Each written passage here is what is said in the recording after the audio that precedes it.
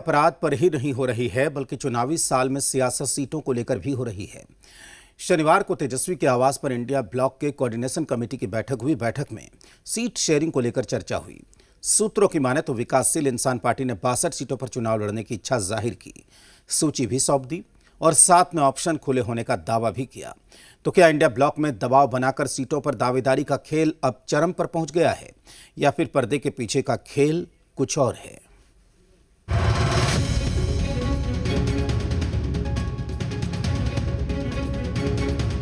Seat sharing को लेकर के भी चर्चा है। सीट शेयरिंग पे भी बातचीत शुरू। इंडिया ब्लॉक की बैठक में सीट शेयरिंग को लेकर चर्चा हुई, लेकिन इस चर्चा में सहनी की दावेदारी चौंका गई। वीआईपी ने 62 प्रत्याशी की सूची सौंपी। हर हाल में 60 सीटों पर वीआईपी में लड़ने का दावा किया। वीआईपी के सीनियर नेता ने ऑफ द रिकॉर्ड बताया कि 60 सीट से कम होने पर ऑप्शन खुले हैं। हालांकि आधिकारिक तौर पर वीआईपी कुछ भी बोलने से बच रही है। इंडिया गठबंधन में सीटों के बंटवारे को लेके कोई कंफ्यूजन नहीं है और आप इत्मीनान रखिए कि वीआईपी बहुत ही अच्छे नंबर पे लड़ने जा रही है और हमारी जीत का जो प्रतिशत होगा वो किसी भी अन्य दल से बढ़िया होगा। सीट शेयरिंग को लेकर सहनी की पार्टी ने ज्यादा कुछ तो नहीं बोला, लेकिन जो बोला उसमें बहुत कुछ निकला। तो क्या गठबंधन में सब कुछ ठीक नहीं है? महागठबंधन में शामिल विकासशील इंसान पार्टी ने 60 सीटों की दावेदारी ठोककर अन्य घटक दलों की चिंता में डाल दिया है। धमकी यह भी है कि कम सीट मिली तो इस पार्टी के लिए अन्य विकल्प भी खुले हैं।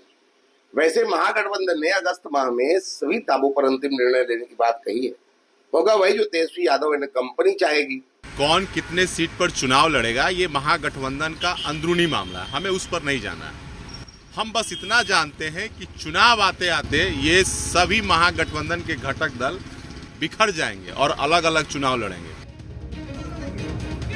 सहनी की दावेदारी पर विरोधियों का नजरिया कुछ और है, लेकिन कांग्रेस इस दावेदारी को भी पॉजिटिव नजरिए से देख रही है।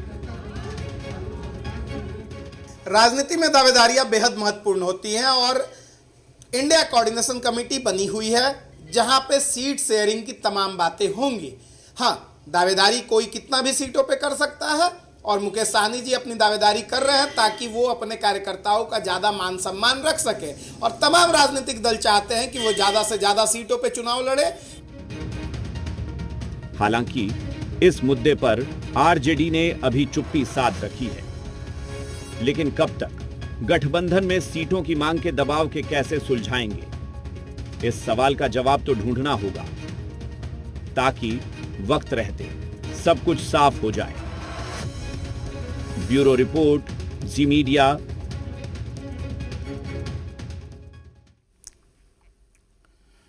अगले कुछ महीने में बिहार विधानसभा का